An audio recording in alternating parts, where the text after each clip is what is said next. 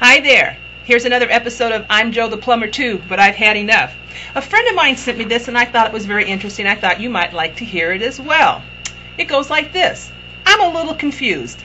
Let me see if I have this straight. If you grow up in Hawaii, raised by your grandparents, you're exotic, different. Grow up in Alaska eating moose burgers, you're in a quintessential American story. If your name is Barrack, you're a radical, unpatriotic Muslim. Name your kids Willow, Trig, and Track, and you're a maverick. Whoa. Graduate from Harvard Law School, and you're unstable. Graduate from 5 different small colleges, you're well-grounded.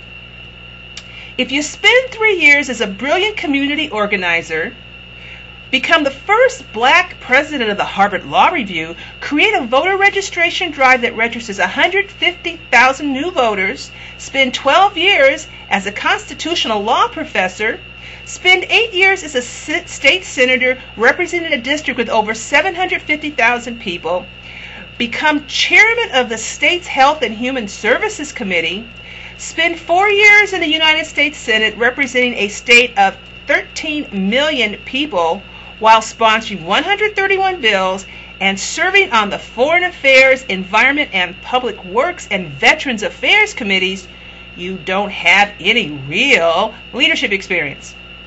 Now, if your total resume is local weather girl, 4 years on the city council, and 6 years as the mayor of a town with less than 7,000 people, 20 months as the governor of a state with only 650,000 people, then you qualify to become the country's second highest ranking executive and next in line behind a man who's in his 80th decade. If you have been married to the same woman for 19 years while raising 2 beautiful daughters, all within Protestant churches, you're not a real Christian. If you cheated on your first wife with a rich heiress and then left her disfigured wife and married the heiress the next month, you're a true Christian.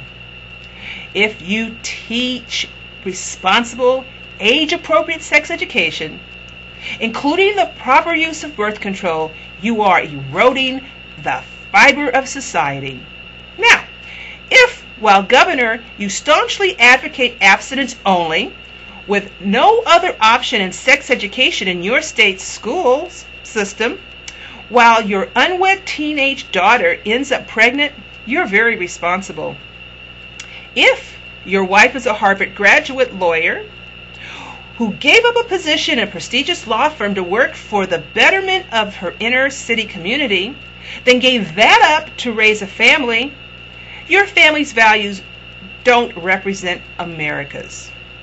And last but not least, if your husband is nicknamed First Dude with at least 1 DWI conviction and no college education, who didn't register to vote until the age of 25, and once was a member of a group that advocated the recession of Alaska from the United States of America, your family is extremely admirable.